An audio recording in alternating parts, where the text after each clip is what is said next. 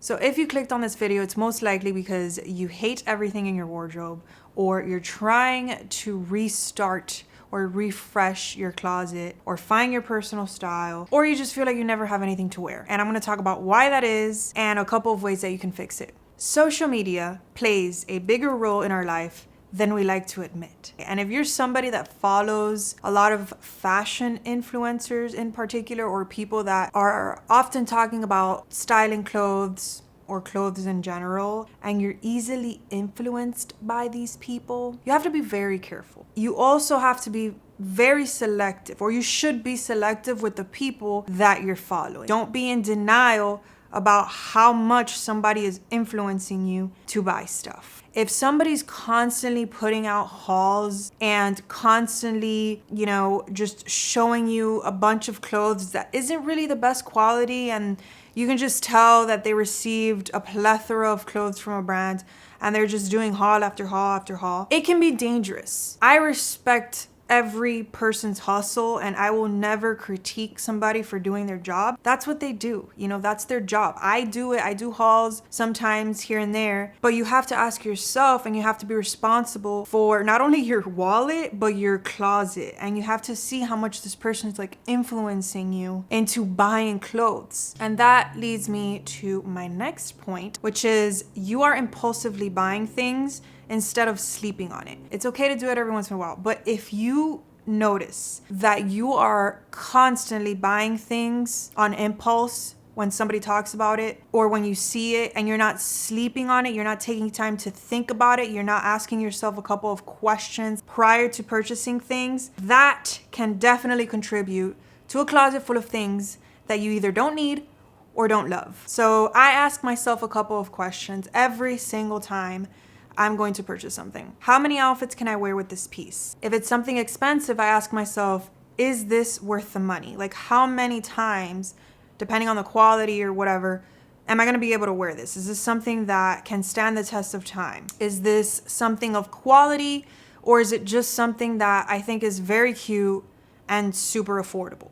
I can't tell you how many times I've wanted to impulsively buy something and I decide to sleep on it instead. And within 24 hours, or sometimes even less than 24 hours, I change my mind. And that leads me to my next point, which is probably the number one thing that I'm gonna recommend in this entire video. If you can take one thing away from this video, let it be this, please. Make wish lists. Wish lists are your friend. It doesn't have to be fancy. It doesn't have to be on an app. It can be in your notes. I do it all the time. I just put the little tab thing and I put wish list and I write what it is. Sometimes I don't even link it or anything. I just write what it is. This kind of reassures me that I'm not gonna forget whatever it is that I was browsing for or wanted to impulsively buy. I put it on the wish list. I kind of make a mental note of it. And even if I forget, I go back to my wish list and I remember what it was. So this is kind of the same thing as sleeping on it, but the longer something's on your wish list and the longer you want it, the more you can be assured that it's something that you're going to love. I love to make them on Instagram. Now that Instagram is more of a shopping app, I just go to the stores of each brand. I browse and I save things, and it just saves to the little shopping wish list section of Instagram. I do this whenever I pin things as well on Pinterest, browser extensions where you're on the actual page of the website and you can just save it onto your wish list by clicking on the little browser extension that you could put next to where you put the URL. So there's so many different ways to make wish lists. You're buying things because they look good on other people. Before I started really paying attention to the silhouettes that look good on me and what kind of clothes just lays well on my body, I would just look online like everyone else, and I wouldn't really take into consideration that even if something looks good on the model, it's not necessarily gonna look good on me and my body type. So yeah, I have several videos about styling my body. Go on YouTube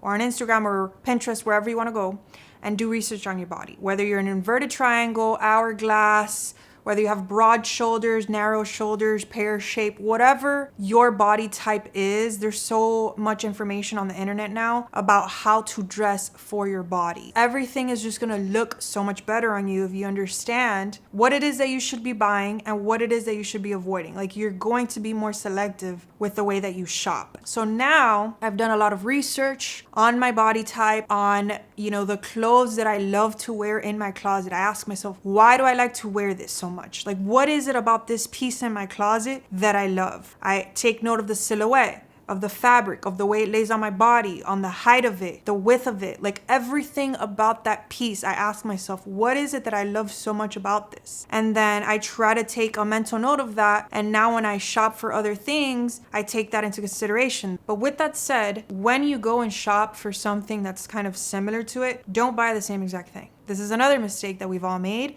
We have like 40 white tees, 40 white button downs, like 40 of the same style pants. And then what happens? You have a closet full of clothes that is the same. And we're back in square one. You have nothing to wear because everything is the same and you're bored. What I do is, if I really like a pair of trousers, I just try to find that silhouette in a different fabric, a different color, maybe a different rise.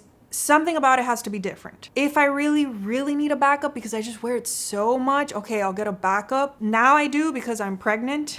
I only have like one pair of maternity leggings, and I recently had to buy another pair of maternity bike shorts because I'm wearing them so often now, and I only had like one of each, and I didn't want to just continue to wash every single day. It's like a uniform right now for me. Unless you're going through that situation, try not to buy the same exact thing or something very, very similar more than once. Another thing to pay attention to is fabrics. When you're gonna go and buy this piece that you love so much and you ask yourself all these questions about why it is that you love it so much, also ask yourself about the fabric.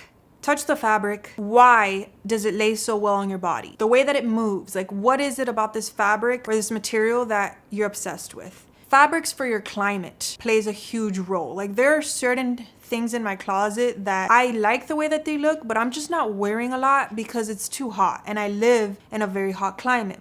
So I tend to gravitate towards materials that are a little bit on the lighter side for the most part. You're focusing too much or too little on trends. The only time that you should kind of stop focusing on trends is when you're trying to build your wardrobe and focus on basics. But I promise you that you're gonna get bored. Maybe you won't get bored if you're not that into fashion, but I am, and I think that trends are part of what make fashion fun. You can't do anything to an extreme either. If you focus too little on trends and you cut them out cold turkey, we're back to square one. You're gonna open your wardrobe and you're gonna be like, wow, this is so bland and so boring. And if you focus too much on trends, you're gonna have a wardrobe full of super trendy things that you can't really mix and match and that you can't make a ton of outfits out of. My advice to you would be, when you're shopping, ask yourself a series of questions, especially when you're shopping for trendy things. Even though this is trendy, is this a color that complements me? If it's a specific pattern that's trending, is this pattern something that's timeless? Or is this something that's only gonna look good with either a matching piece or it's eye-catching to a point where I'm gonna get bored of it when the trend is over? Even though this is a trendy piece, how many different outfits can I make with this piece? Does it work well with all of the basics that I already own in my closet or all of the colors and things that I own in my closet? Again, you don't want to do anything to an extreme. I didn't start dabbling back into trends until I had all of the basics in my closet, and then I started getting bored. So just really make sure first, like, what silhouettes look good on you, what colors look good on you, get your neutrals down packed, get your basics, all of that, and then start playing around with trends. So I'll say this until I'm blue in the face. Unfortunately, we live in a society that focuses so much on the number, and we kind of like forget to look at ourselves in the mirror and ask ourselves, okay, but like, what actually looks good and what is actually flattering on me? When I started sizing up, everything changed. It was like a whole new world. My horizons were opened, or I opened my horizons. It changed the game for me. So one way that you can do this without breaking the bank, because I know that it's tricky to shop for brand new pieces and size up when you don't really know how you're going to like it, go to the thrift store. I like to go to the men's section for like trousers, but just go to whatever section you want. Go up a size try it on, and then go and tailor it. So tailoring is something that I also can't recommend enough. If you've never tailored any clothes to your body, once you do, you're never going to want to go back. So just because a size chart says one thing doesn't mean it's going to look good or it's going to look the best that it can look. Do not be afraid to size up or size down, depending on, whatever looks good on you. If you're a very, very petite person and your traditional, like whatever the size chart says you're supposed to be doesn't look good on you, try sizing down and see if that helps. Like, play around with things. Test out different sizes. Aimlessly browsing, whether it's at the mall, like in person, going in and out of stores. I don't even remember the last time that I did that. Virtually shopping with no direction. It's okay to do this if you have willpower and self-control, but if you're doing this and you see that you're like impulsively buying things, try to stop doing this. And another big tip that I used to do, and I still do this, is if I'm browsing with the intention of shopping, which I don't really aimlessly do this, I shop for things on my wish list, try to do this after you've paid your bills. I promise you that you're going to be a lot pickier about the things that you buy. And if you do this, maybe even if you're aimlessly browsing, you'll find something that you can't really justify paying for right now because you've just paid your bills and maybe you don't have enough money to buy this at the moment. You're going to be forced to make a wish list. You're going to be forced to write it down in your little notes. And guess what? You might revisit it in a couple of days and be like, I don't need that. And you'll cross it off your list. Or maybe you'll be like, you know what? I still really want this, so I'm going to save up for it. Buying too many statement pieces. So something that I talk about all the time is focusing on statement accessories. I rarely buy super statement clothes or like a very beautiful statement blouse. I rarely do that. I have to like be head over heels for something in order to do that, because I used to do it before and I learned that it's just such a memorable piece that you're gonna wear it once and you're gonna feel like everybody has already seen you in it, so you're not gonna wear it again. Or it might be something that just doesn't look good with other things in your closet. So yeah, statement pieces I try to just save for accessories, bags, shoes, swimwear, nail colors or nail patterns. Check your inventory. Pretend that your closet's a store and go and check your inventory. However you want, whether it's just going through all of your clothes, cleaning out your closet, donating clothes that you just don't wear, especially if it's a fit issue. There's plenty of stores online where you can sell it. I use Poshmark, but there's a ton of stores that you can just sell your clothes and just use the money that you make off of that to buy something else that you're actually gonna wear. There have been so many times that I forget I have something, but because I check my entire closet and I go through everything and I kind of take a mental note of everything that I have, I've pulled things out and started styling it with new pieces, and it kind of like refreshes my closet and I feel like I have new clothes even though I haven't really shopped, just mix and matching old pieces with new pieces. I love doing this. And another thing that people do is they kind of like just put a folder on their phone and either put like all the tops that they own and all the bottoms that they own, or when they wear an outfit that they really like, they take a picture of it and they kind of just copy it. Now that you can do that on the new iOS and the iPhone, you copy it and you put it into